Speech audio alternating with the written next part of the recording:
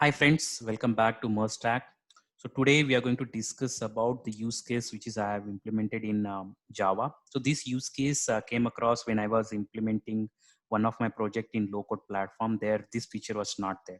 So the use case is I have two XML documents. One represent the employee list of the bad employees and other document represent the employee information. So from these two input XMLs, I need to generate a XML document, which is subset of this XML2, where all valid employees will be there. Valid or active employees. So how we are defining those valid employees? So the employees whose email address is not there in this list, those will be a valid employees. Okay. So to make this use case generic, what I did is uh, I have defined four parameters. Okay, you can give these four parameters and you can pass any XML here and any XML here. Okay, so the four parameters are you need to define which node is recursive in your XML2 and which field you are using to compare with the other XML. Same thing you need to define for the XML1 also. To implement this use case, I make use of these libraries, W3C libraries and JavaX XML libraries. So let's go in deep. This use case looks very simple, but there are a lot of things to take away. So I'll discuss all those things in detail. So first thing what I did is I have created a document object for source XML1 and document object for source XML2. What is that document object? Let's see. So the document object here I have created. If you see here, this document interface represent the entire XML document.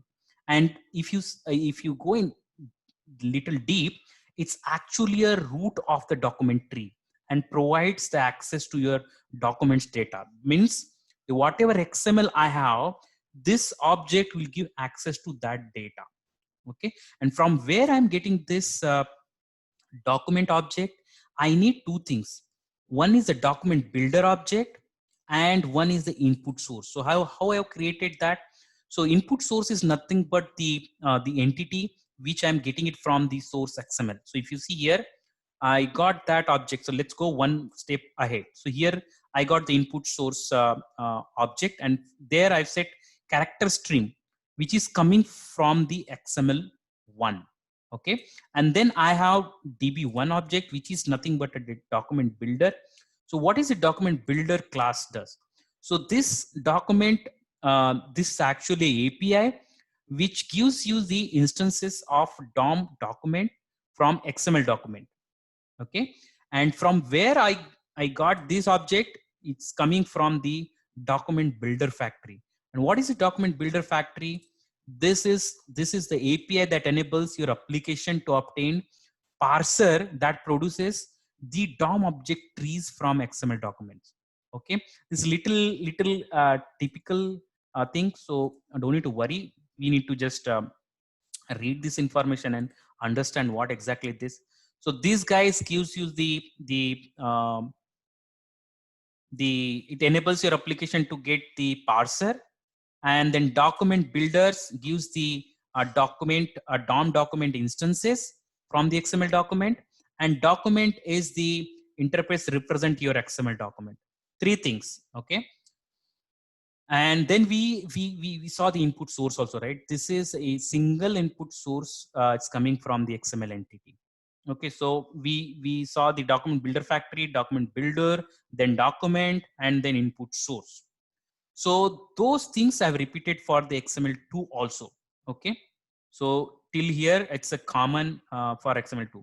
Then if you see, what I said is document get document elements and then normalize. So this normalize method, what it does is whatever is there in the document which is representing XML, right? So all the nodes till leaf node, all those will get normalized. So whatever tags are there, from the root node, whatever under the root node, all those nodes will get normalized so that I can get the list. And then I created the node list. What is node list? It's basically a collection of all those nodes. And those nodes I can access through a index. Okay, so only two methods you can see it here, get length and get node by using the index. That's what I make use of this node list. And it's not iterable, so that it's not iterable. I need to access all the nodes through index. Okay, so let's go to this. Till this part is common for both the document. Okay, not till here it's common. So if you see here, uh, we have passed source XML and get the document object, and then here if you see this, this is a recursive node. Okay, from the XML1. So what I'm using here is, on document one I'm using I'm calling a method get element by tag name. Let's check what this method does. It takes the parameter string name, which is nothing but your name of the recursive node. What it does is returns the node list of all the elements in the document order with the given tag name. Okay, so from that document, it gives the list of all the nodes. So let's go back to the code. So if I give the emails as a recursive node, it gives the node list. So in the node list will be there this node and this node. Okay, whoever is matching that tag name, all those nodes will comes and sits in that list. So recursively it goes and take all those nodes from the document. Same thing I did it here also. Here the name is different. Okay, here's the employees, here's the email. So that is the takeaway from this use case. Okay, till now.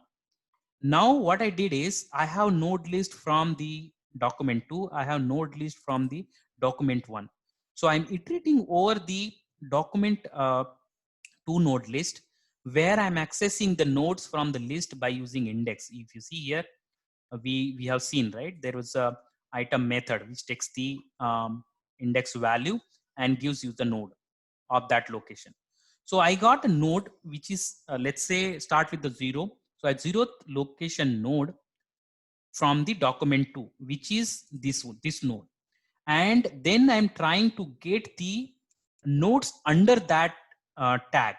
Okay, so let me go. I'm going here and there, but let's uh, try to understand how many things are there to uh, note. Okay, so I got a node, and then I'm checking whether this node is type of, so node type I'm checking. If you see this method, what it does is this, the parent is of this node, all nodes except,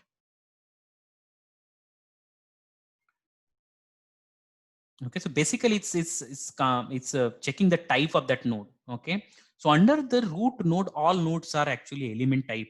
Okay, so if it is node, if it is not a root node, then we'll get the element. And from that element node, what I'm trying to do is, again I'm trying to get the list of the field. So if you see, again I'm calling the same method, get element by tag name. So under this node, I mean, whichever node or tags match this name, this is the email. Okay, so if I see, I'll get this node. If I have multiple tags with this email, all those nodes will come and sits in this um, field, this value. But what I did is I said, like, I want the, let's go here. So I want the item 0 content.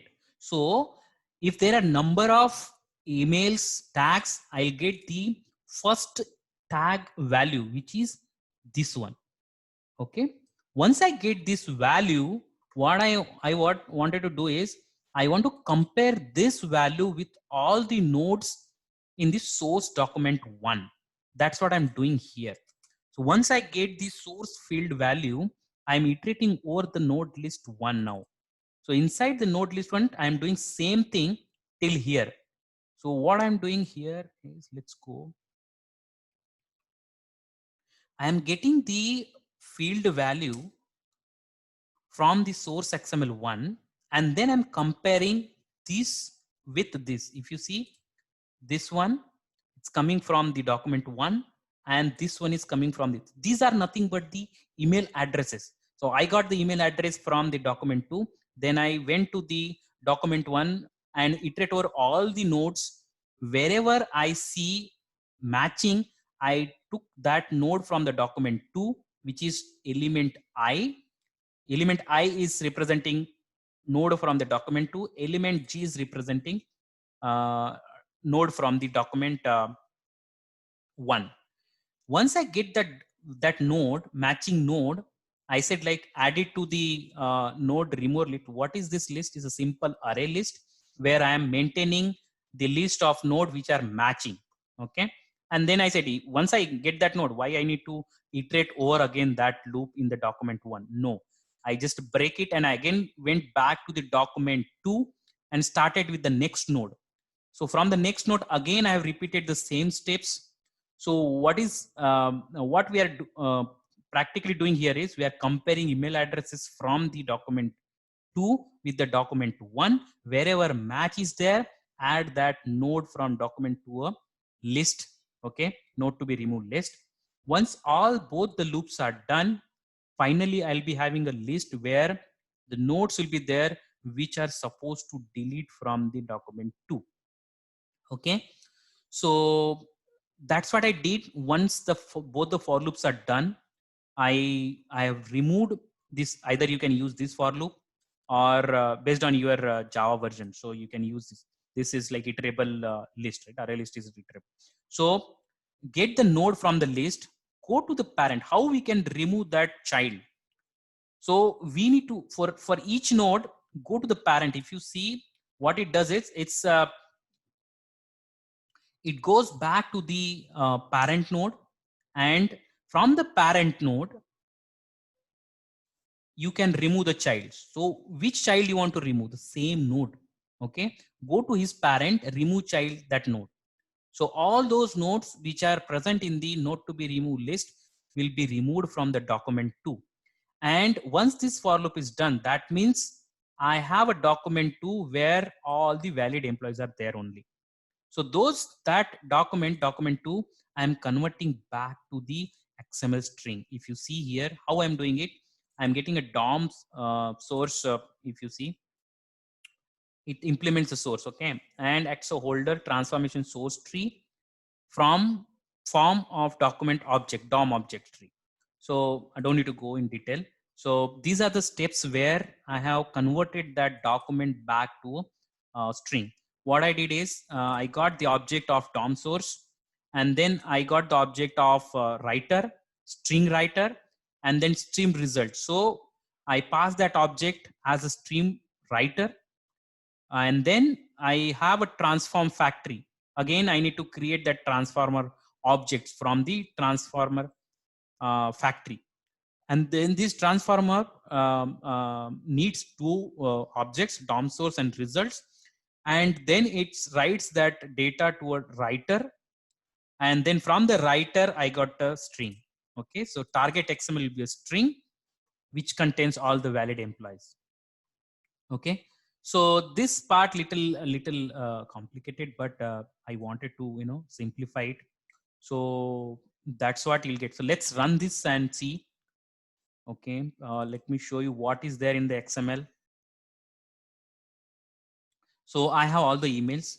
So right now if you see, both emails are not matching with the emails are there in the document 2. That means both these employees are valid, and in the target XML those employees should be there, because these email addresses are not there. If you see here, Rahul 1 and Amit 1 is there, but here uh, Rahul and Amit is there. Okay, so let's run and see. We'll change the input and see. So I can see both employees are coming as a target XML. Okay, we are printing the target XML. That's what we are seeing here. So let's go back and just change this value and save it.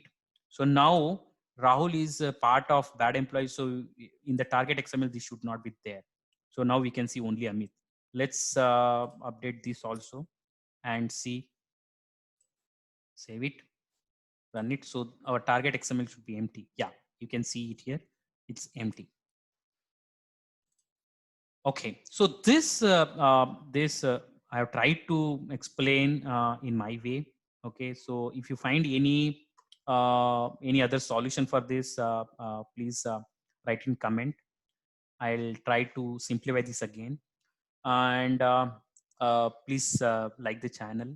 Okay, subscribe it. And thank you for watching. Let's see in the coming sessions. Thank you.